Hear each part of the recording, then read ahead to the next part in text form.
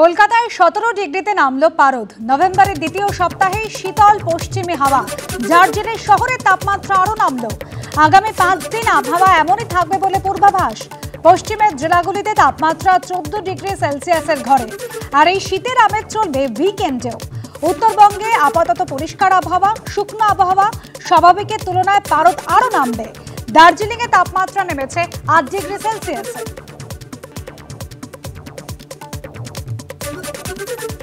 Booth level agent বা BLA নিয়োগের নিয়মের ক্ষেত্রে এবার পরিবর্তন আনলো নির্বাচন কমিশন। পোলিং স্টেশন নয়, আপনাদের জানিয়ে রাখবো, সংশ্লিষ্ট বিধানসভা কেন্দ্রের ভোটার হলেই তিনি বিএলএ হতে পারবেন, এমনটাই জানানো হয়েছে নির্বাচন কমিশনের পক্ষ থেকে। আগের নিয়মে বিএলএ কে সেই বুথেরই ভোটার হতে হবে, সেই নিয়মে এবার পরিবর্তন আনলো কমিশন। সংশ্লিষ্ট কেন্দ্রের খসড়া ভোটার তালিকা খতিয়ে দেখবে বিএলএ। নির্বাচন কমিশন সূত্রে খবর, মৃত বা স্থানান্তরিত ভোটারদের নামও চিহ্নিত করতে হবে বিএলএদের, জানালো নির্বাচন কমিশন। গতকাল রাত 8টা পর্যন্ত 6,56 লক্ষ এনিউমারেশন ফর্ম বিলি করা হয়েছে কমিশন সূত্রে খবর।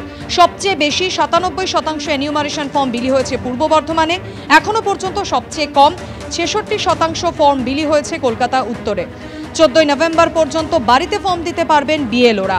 সময়সীমা 3 দিন বাড়িয়ে নির্দেশ পাঠালো মুখ্য নির্বাচন আধিকারিকের দপ্তর। সময় বৃদ্ধির আবেদনে সাড়া দিয়ে নির্দেশ দিয়েছে কমিশন, এমনটাই দাবি বিএলও ঐক্য মঞ্চে। মঙ্গলবার বিহারে ছিল শেষ দফার ভোট গ্রহণ। 243 আসনের বিহার বিধানসভায় সংখ্যাগরিষ্ঠতার জন্য প্রয়োজন 122টি আসন। অধিকাংশ বুথ ফেরত সমীক্ষায় মহাজোটের তুলনায় এনডিএকে এগিয়ে রেখেছে। প্রশান্ত কিশোরের জনসুরাজ পার্টি বিহারে প্রথমবার লড়ে কোনো ছাপ ফেলতে পারবে না বলে ইঙ্গিত দিচ্ছে বেশিরভাগ বুথ ফেরত সমীক্ষা। এক্সিট পোলগুলি ঠিক হলে বিহারে ফের মুখ্যমন্ত্রী হতে চলেছেন নীতিশ কুমার। এসআইআরের পর প্রথমবার বিধানসভা ভোট হলো বিহারে। 2 দফাতে ভোটদানের হার নজিরবিহীন। কিন্তু বেশি ভোট পড়ল কোন দলের পক্ষে, কোন জোটের পক্ষে? শেষ অবধি হাসি ফুটবে কার মুখে? ক্ষমতা ধরে রাখবে বিজেপি নীতিশ কুমারের জোট, নাকি কুর্সি কেড়ে নেবে রাহুল তেজস্বীর মহাজোট?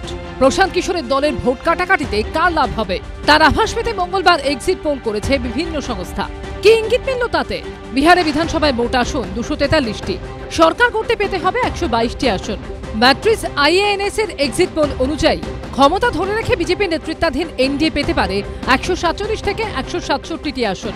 70 থেকে 90টি আসনে জিততে পারে রাহুল গান্ধী তেজস্বী যাদবের মহাজোট। অন্যান্য দল 2 থেকে 6টি আসনে জিততে পারে। চাণক্য স্ট্র্যাটেজিসের এক্সিট পোলেও আভাস 130 থেকে 138টি আসনে জিতে ক্ষমতা ধরে রাখতে পারে নীতিশ কুমার বিজেপির জোট। লালু প্রসাদের দল ও কংগ্রেসের মহাজোট জিততে পারে 100 থেকে 108টি আসনে। অন্যান্য ঝুলিতে যেতে পারে 3 থেকে 5টি আসন। পোল স্ট্র্যাটের এক্সিট পোলও দাবি করছে এনডিএ 133 থেকে 148টি আসনে জিতে ফের বিহারের মসনদে বসতে চলেছেন নীতিশ কুমার। এই এক্সিট পোল অনুযায়ীও হারের মুখ দেখতে হতে পারে তেজস্বী যাদব ও কংগ্রেসের মহাজোটকে। তারা পেতে পারে 87 থেকে 102টি আসন। অন্যান্য ঝুলিতে যেতে পারে 3 থেকে 5টি আসন। পোল ডায়েরির এক্সিট পোলে আভাস বিজেপি নেতৃত্বাধীন এনডিএর ঝুলিতে যেতে পারে 184 থেকে 209টি আসন। আরজেডি কংগ্রেসের মহাজোট পেতে পারে 32 থেকে 49টি আসন। অন্যান্য দল 1 থেকে 5টি আসনে জিততে পারে। প্রজাপোলের এক্সিট পোল বলছে এনডিএর ঝুলিতে যেতে পারে 186টি আসন। আরজেডি কংগ্রেসের মহাজোট মাত্র 50টি আসনে জিততে পারে। অন্যান্য দল 7টি আসনে জিততে পারে। জেভিসি পোলের এক্সিট পোল অনুযায়ী এনডিএ পেতে পারে 135 থেকে 150টি আসন। বিরোধীদের মহাজোট পেতে পারে 88 থেকে 103টি আসন। প্রশান্ত কিশোরের জনসুরাজ পার্টি সর্বোচ্চ 1টি আসন পেতে পারে। অন্যান্য দল 3 থেকে 6টি আসনে জিততে পারে। অর্থাৎ এই এক্সিট পোলগুলি ঠিক হলে বিহারে ফের মুখ্যমন্ত্রী হতে চলেছেন নীতিশ কুমার। বৃহত্তম দল হিসেবে আরজেডিকে পেছনে ফেলে উঠে আসতে পারে বিজেপি। প্রশান্ত কিশোরের জনসুরাজ পার্টি বিহারে প্রথমবার লড়ে কোনো ছাপ ফেলতে পারবে না। উল্টে তার দল ভোট কাটায় ক্ষতি হবে তেজস্বী কংগ্রেসের জোটের। তবে এর মধ্যে বিহারে ব্যতিক্রমী রেজাল্টের ইঙ্গিত দিয়েছে জর্ণবিরারের এক্সিট পোল। সবাই যখন দাবি করছে বিজেপি ও নীতিশ কুমারের জোট ফের বিহারে ক্ষমতা দখল করবে, তখন জর্ণবিরারের এক্সিট পোল অনুযায়ী তেজস্বী ও রাহুলের মহাজোট পেতে পারে 130 থেকে 140টি আসন। অর্থাৎ তারা বিহারের ক্ষমতা দখল করতে পারে। এনডিএ পেতে পারে 100 থেকে 110টি আসন। অন্যান্য দল 3 থেকে 7টি আসন পেতে পারে। যদিও পিপলস ইনসাইটের এক্সিট পোলের দাবি বিজেপি নেতৃত্বাধীন এনডিএ পেতে পারে 133 থেকে 148টি আসন। অর্থাৎ ক্ষমতায় বসবে তারা। ক্ষমতা থেকে বহু দূরে বিরোধীদের মহাজোট 87 থেকে 102টি আসনে জিততে পারে। প্রশান্ত কিশোরের জনসুরাজ পার্টি বড়জোর 2টি আসন পেতে পারে। অন্যান্য ঝুলিতে যেতে পারে 3 থেকে 6টি আসন। পিপলস পালসের এক্সিট পোল অনুযায়ীও বিজেপি জোটের জয় জয়কার। বিজেপি নেতৃত্বাধীন এনডিএ 133 থেকে 159টি আসন পেতে পারে। মহাজোট জিততে পারে 75 থেকে 101টি আসন। প্রশান্ত কিশোরের জনসুরাজ পার্টি সর্বোচ্চ 5টি আসন পেতে পারে। অন্যান্য ঝুলিতে যেতে পারে 2 থেকে 8টি আসন। দৈনিক ভাস্করের এক্সিট পোলেও আভাস 145 থেকে 160টি আসনে জিতে ফের সরকার করতে পারে এনডিএ। মহাজোট পেতে পারে 73 থেকে 91টি আসন। অন্যান্য দল 5 থেকে 10টি আসনে জিততে পারে। বি মার্কের এক্সিট পোল অনুযায়ী এনডিএ পেতে পারে 142 থেকে 162টি আসন। আরজেডি কংগ্রেসের মহাজোট 80 থেকে 98টি আসনে জিততে পারে। জনসুরাজ পার্টি 1 থেকে 4টি আসন পেতে পারে।